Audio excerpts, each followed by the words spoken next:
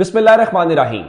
लाखों करोड़ों दुरूदो सलाम मोहम्मद मुस्तफ़ा सल्लल्लाहु अलैहि वसल्लम और आले मोहम्मद पर। मैं हूं उमर दराज गोंदल। एक वीडियो ताखीर से और वीडियोस कम मिलने के ऊपर आपसे माजरत चाहता हूं। आपको उस तरह से अपडेट नहीं रख पा रहा चूंकि सैलाब के इलाके में हूं। सैलाब की कवरेज के हवाले से इंटरनेट का बहुत मसला है, इवन फोन का बड़ा मसला है। मैं जलालपुर पीर वाला जो इससे डूबा हुआ है अमलन, वहां पे मौजूद हूं। और जब यहां से हम आगे सैलाबी इलाकों में जाते हैं 3-4 घंटे लग जाते हैं वापस आते हुए एक कश्ती के ऊपर। बस दुआ कीजिए और कोशिश कर रहे हैं कि लोगों के मसाइल हुकूमत तक पहुंचाएं, उनकी आवाज बने ताकि अल्लाह ताला उन लोगों के लिए आसानी पैदा करे। बहुत बुरी हालत है। मैं आप सबसे गुजारिश करूंगा, डोनेट कर सकते हैं, जिसके ऊपर आप ट्रस्ट करते हैं उसको कीजिए। लोग बहुत मुश्किल में हैं, लोगों का बहुत नुकसान हुआ है, उनके मवेशी मारे गए हैं, उनकी फसलें मलिया मेट हो गए हैं, उनके मकान जो है। और मैं वही बात जो इमरान खान साहब ने कही, मुझे वो बात सबसे अच्छी इसलिए लगी। उनका ये किसी गवर्नमेंट का बस की बात नहीं है, ये किसी एक शख्स के बस की बात नहीं है, ये हम सब का कॉज है। आप यकीनन साहिब हैसियत हैं, साहिब सरबत हैं, या वैसे ही अल्लाह की राह में बहुत देते होंगे जितनी अल्लाह ने आपको इस्तिताअत दी है। मैं आपसे जाती हैसियत में गुजारिश करूंगा, ये एक परफेक्ट टाइम है, इससे बेहतर कोई टाइम नहीं है लोगों की मदद करें। मैं कोई, आप मुझसे रब्ता करेंगे, मेरे पास कोई, मैं नहीं कहूंगा फलां को डोनेट कर दें या मुझे, मैं बिल्कुल इसके हक में नहीं हूं। जिस पे एतबार है उसके जरिए लेकिन करें जरूर। अब आते हैं खबरों के हवाले से।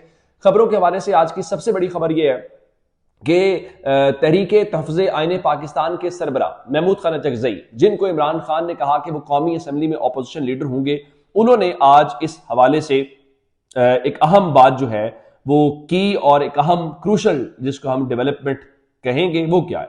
महमूद खान अचकज़ई की जो बरतानिया की पाकिस्तान में हाई कमिश्नर हैं जेन मैरियट, उनके साथ आज मुलाकात हुई है और वहां पे जो उन्होंने गुफ्तगू की है, जो रिपोर्ट हुई है, वो हुकूमत के लिए भी खौफनाक है। और ये समझ आती है कि इमरान खान जो है वो क्यों महमूद खान अचकज़ई के ऊपर इतना एतमाद भी कर रहे हैं और उसके बाद सूरत हाल यहाँ पे किस लिए पहुंच रही है। मैं जरा उनकी गुफ्तगू जो रिपोर्ट हुई है वो बता देता हूँ। एक तो आप जानते हैं चंद रोज पहले पाकिस्तान की कुछ कंपनीज ने अमेरिका की कंपनीज के साथ जो है कुछ मुआहिदे किए, वो मादनियात से मुतल्लिक थे और उसमें फील्ड मार्शल भी मौजूद थे। आज महमूद खान अचकज़ई ने बरतानवी हाई कमिश्नर से गुफ्तगू करते हुए उनसे कहा है कि कुछ दिन पहले शहबाज शरीफ की मौजूदगी में जो अमरीकी कंपनियों के साथ मुआहिदात के जो मुआहिदे किए गए हैं मादनियात के और उनके ऊपर जो दस्तखत किए गए हैं, उस पर उन्हें अवाम की ताईद हासिल नहीं है। इन मादनियात पर पहला हक वहां के अवाम का है।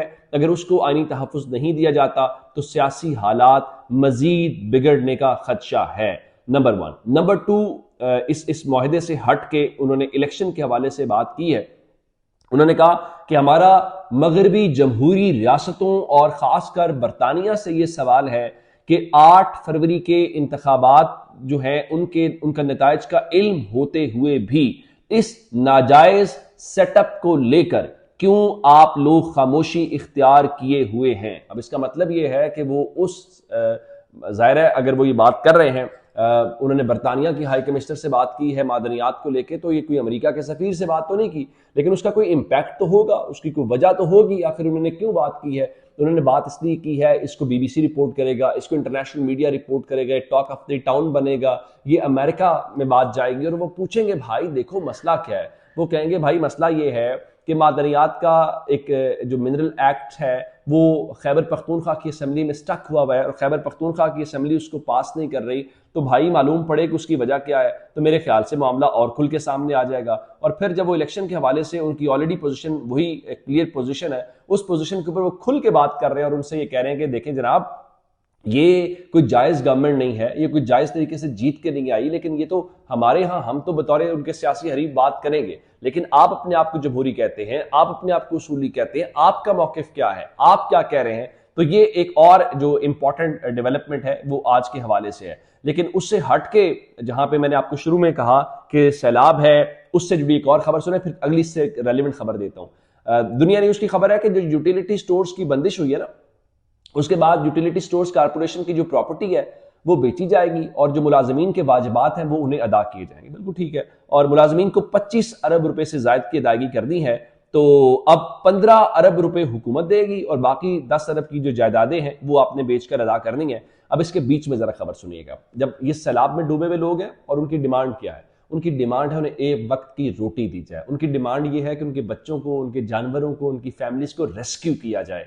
ابھی وہ مطالبہ نہیں کر رہے کہ ہمیں امداد دو، ہماری ری ہیبلیٹیشن، وہ اس سے بڑی باتیں ہیں، وہ بعد میں جب پانی اترے گا تو پھر تباہی کی داستانیں کھلیں گی، وہ باتیں ہوں گی۔ خبر سنیے ذرا، سپریم کورٹ کے رجسٹرار نے وزارت داخلہ کو ایک خط لکھا ہے، ان سے یہ کہا ہے کہ جو موجودہ سیکیورٹی کی صورتحال ہے اس کے پیش نظر جو سپریم کورٹ سے ریٹائر، موجودہ نہیں، موجودہ درجنوں 2 درجن کے قریب اب جج ہیں سپریم کورٹ پاکستان میں، اور ہائی کورٹ میں لا لیں تو اس کو بھی چھوڑ دیں، ان کی سیکیورٹی نکال دیں، پھر ڈسٹرکٹ لیول کے اوپر جو سیشن جج ہوتا ہے اس کی سیکیورٹی نکال دیں۔ میں ذرا ابھی ریٹائر جج جو سپریم کورٹ میں جس طرح قاضی فائز عیسیٰ نے قومی مفاد میں اعلیٰ خدمات سر انجام دینے کے بعد وہ گھر چلے گئے، تو ان ریٹائرڈ ججز کو 3 پولیس اہلکار دینے کی سیکیورٹی کے طور کے اوپر دینے کے حوالے سے کہا گیا۔ اچھا، اگر جج صاحب خود وفات پا گئے ہیں، وہ اپنے رب کی حضور پیش ہو گئے ہیں، تو ان کی جو بیوہ ہے، یعنی جج کی جو بیوہ ہے، اس کو بھی 3 اہلکاروں پر مشتمل جو ہے وہ سیکیورٹی مہیا کی جائے۔ چلیں جج صاحب کی تو پہلے تو جج صاحب کو ریٹائرڈ جج کو کیوں ملنی سیکیورٹی چاہیے؟ ہمیں تو جو حاضر سروس ہے وہ مان نہیں ہے، اور اب ریٹائر تک بات آ گیا، پھر اگر وہ فوت بھی ہو گئے ہیں تو پھر ان کی فیملی کو، ان کی بیوی کو سیکیورٹی دیں، یہ بھی ایک اہم میٹر ہے۔ اور یہ خط جو کورٹ رپورٹر راجہ محسن اعجاز صاحب ہیں، ان کے مطابق رجسٹرار سپریم کورٹ نے چیف جسٹس کی منظوری سے مراسلہ جاری کیا۔ اگر یہ ان کی منظوری سے مراسلہ جاری ہوا ہے تو جناب چیف جسٹس جو ہیں وہ ہمیں چند روز پہلے یہ بتا رہے تھے کہ ان کی جو پروٹوکول کی گاڑیاں ہیں وہ زیادہ تھی، تو انہوں نے وہ پروٹوکول کی جو گاڑیاں ہیں وہ کم کر دی ہیں کیونکہ انہوں نے وہیں پہ رہنا ہوتا ہے۔ تو میرا سوال یہ ہے کہ اگر جناب نے اتنی اس قوم کے اوپر شفقت کی تھی اور اس شفقت کرتے ہوئے وہ آپ نے پروٹوکول کی گاڑیاں کم کرنی تھی، تو اس کے بعد اب سوال یہ پیدا ہوتا ہے کہ پھر یہ کتنا ہوگا، اور پھر ان 3 کے ساتھ وہ دیتے جائیں جتنے ریٹائرڈ ججز ہیں تو وہ کتنی تعداد بنے گی؟ وہ جناب اس سے بہتر تھا 3 گاڑیاں اپنے ساتھ اور ایڈ کر لیتے، کم از کم قوم کو یہ مہنگا تو نہ پڑتا۔ لیکن جناب کے حوالے سے ایک خبر اور سن لیجئے کہ چونکہ اس وقت نظام انصاف اور باقی چیزیں جو ہیں وہ تو اپنے کمالات پورے کر رہے ہیں کہ ججز شاید انہیں اس حوالے سے آج کل سسٹم کی ڈیمانڈ یہ ہے کہ عمران خان اور بشا بی بی کے خلاف توشہ خانہ 2 کیس کی کل سماعت ہونی تھی اڈیالہ جیل کے اندر، تو اڈیالہ جیل میں چونکہ وہ جاتے ہیں، ان کی کمیونیکیشن بھی پارٹی کے ساتھ ہو جاتی ہے، ان کی صحت کے متعلق بھی پتہ چل جاتا ہے، وہ پارٹی کے حوالے سے کوئی آرڈر بھی پہنچا دیتے ہیں، تو اطلاعات یہ ہے کہ اب جو کل ہونے والی سماعت ہے اس کو منسوخ کر دیا گیا ہے، اور کل جوڈیشل کمپلیکس کے اندر ہی جج صاحب بیٹھیں گے اور آئندہ جو جیل کی سماعت ہے اس حوالے سے تاریخ دی جائے گی۔ یعنی اب پاکستان میں انصاف تو عمران خان جو ہیں وہ ایک الگ صورتحال ہے نا، وہ تو چیز ہی اگلی ہے۔ عمران خان فی الحال پاکستان میں ان کی بیسک ڈیمانڈ یہ ہے کہ فیئر ٹرائل کے مطابق ان کو کم از کم ان کے کیس سنے جائیں، ٹائملی سنے جائیں، اور ڈیو پروسیس آف لا کو فالو کیا جائے۔